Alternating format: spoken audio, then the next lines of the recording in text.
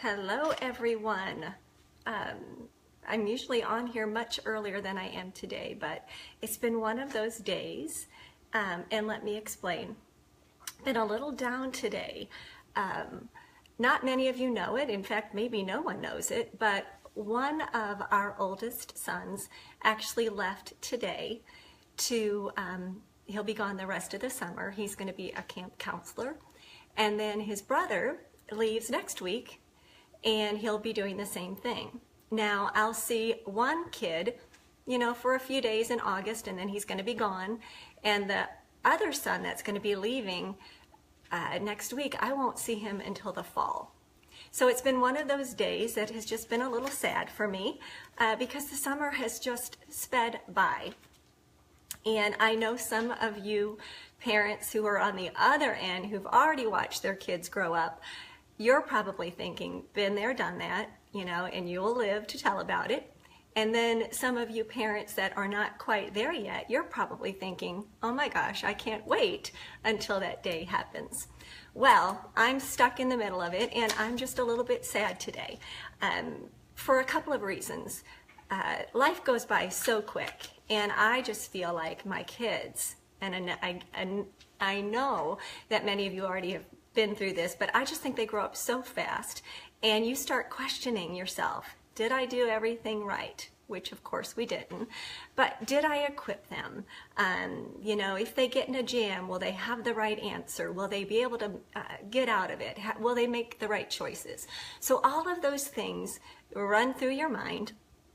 But one thing that I have learned, that even though we can speak life into our kids for years and years to come, the majority of what we've done really takes place. The majority of the choices that they learn from or learn how to make really take place from, those childhood years up until about the age of 13, 14. And then it's up to them as a 14, 15, 16, 17, 18, 19, 20-year-old to make the right choices off of what they've learned from us. And that's what I'm in. I'm in the middle of that, watching them make their own choices.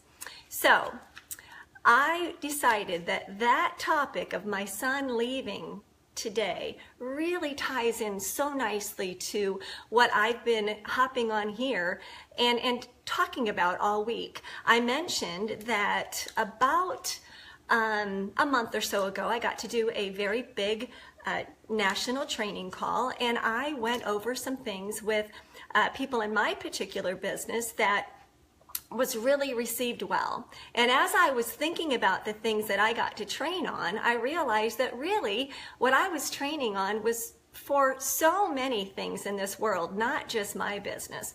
So my son leaving today ties in very nicely to what I was going to hop on here anyway to talk about. And what that is grit. True grit. I don't know if many of you know this, but one of my favorite genres for TV movies are cowboy movies.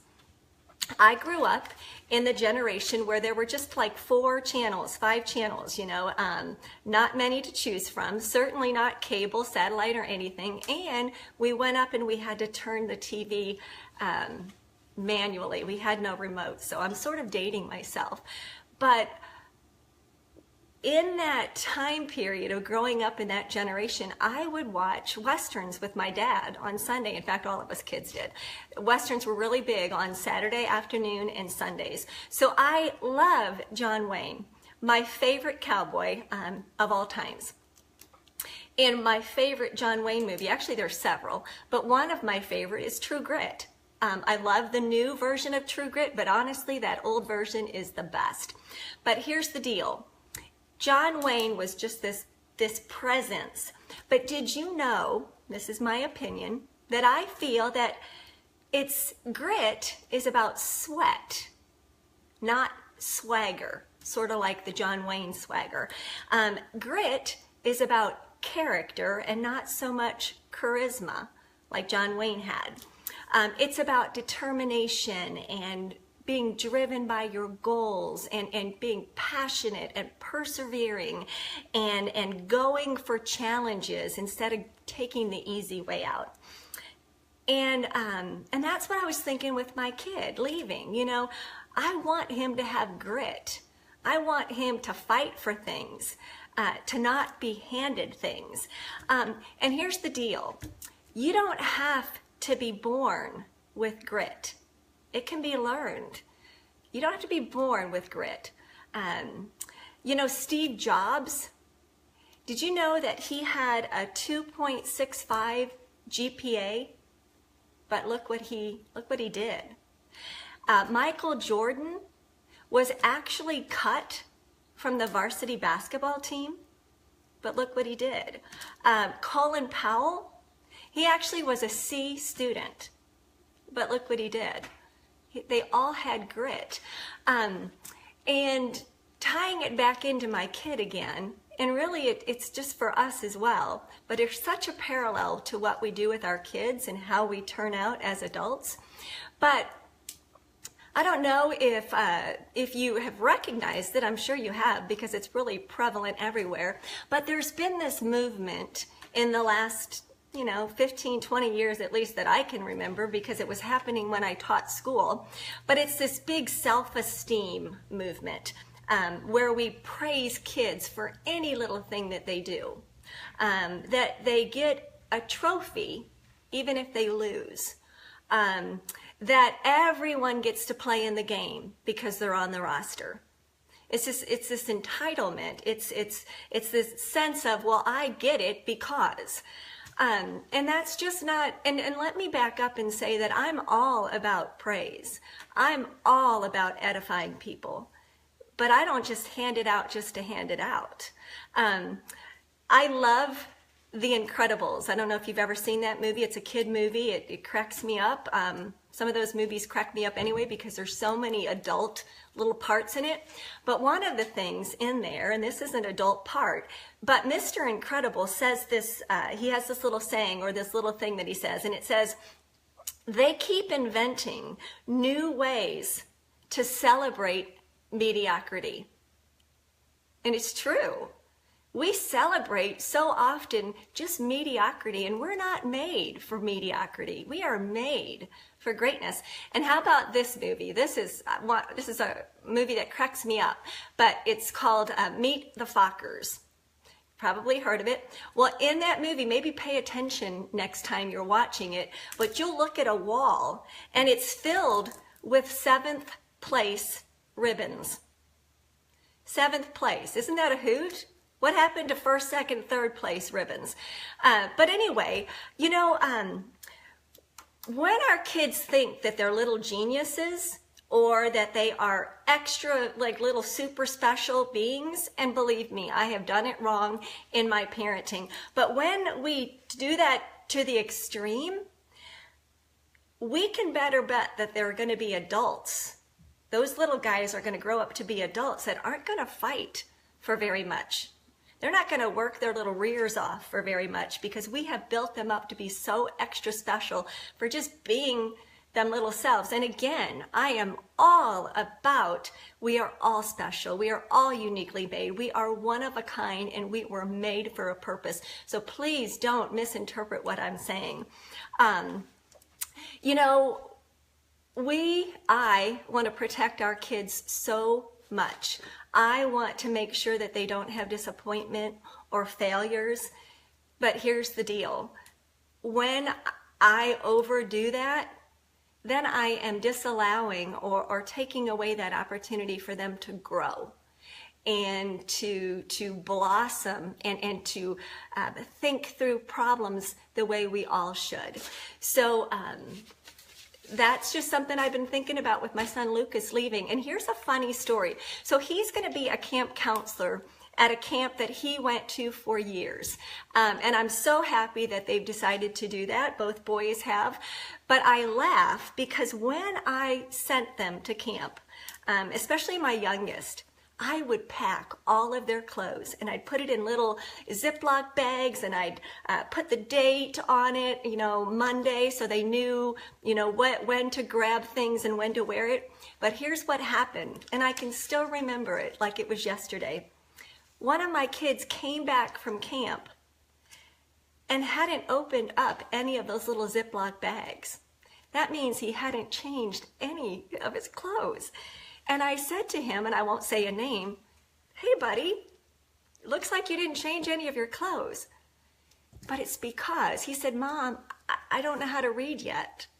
He didn't know how to read. I forgot. He was like the 6-year-old, 5-year-old, and I sent him to camp and he didn't know how to read. But you know what I did? I took away that chance for him to grow and problem solve and figure out, hey, I got to change my underwear. I got to change my shorts. And I took it away from him. You know, like if a kid forgets their flashlight or forgets something, you know what's going to happen? The next time, they're going to really be prepared and they're not going to forget that flashlight. They're going to plan ahead. So I learned my lesson. So you know how I said that grit can be learned? It can be developed? Well, Michael Jordan has this saying, and I don't even know if I'm going to remember it, but it's something like, you know, he made 900 shots. He lost 300 games. He missed, I don't know how many free throws when the game was on the line, but he kept on trying. He kept on trying, and he learned that grit. Colin Powell, that C student, he discovered the ROTC while he was in late high school, and it made him structured and it changed him. So he was able to learn this grittiness. Steve Jobs, he was actually fired from Apple. And he actually says, I'm glad. He actually said, I'm glad that happened because it made me into the person that I am. It made him bounce back and it made him go through adversity. So I can't make everything right for my kid. I can't make everything right for the people that I work with on my team. They have to learn it for themselves.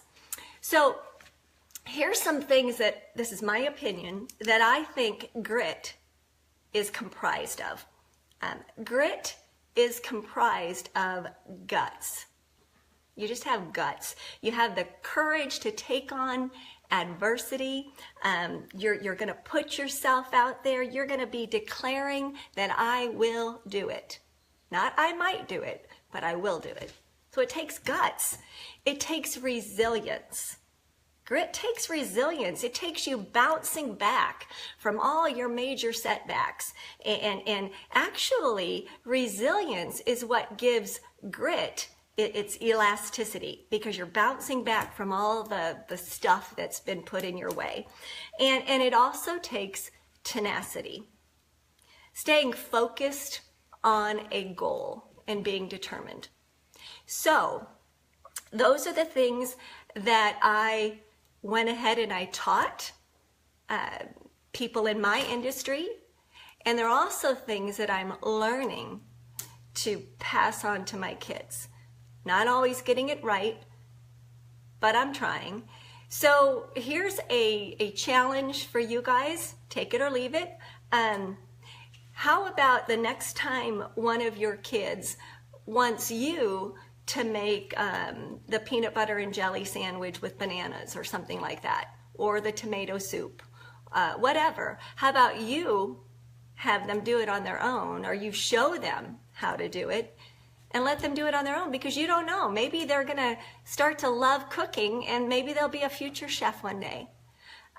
Or how about for you yourself, if you've been putting things off, and I am the queen of putting things off. If you've been putting things off, how about you start checking one little thing off every day and have some grit and determination and resiliency and tenacity and get those little jobs done before the end of the summer. So that's just my little message for today. If you can think of something that you'd like to comment and maybe teach me about grit, I'd love to hear it. If anything that I said in this video is something that you think somebody else needs to hear, then please share it. And if not, I thank you for tuning in. Have a great Thursday and enjoy your evening.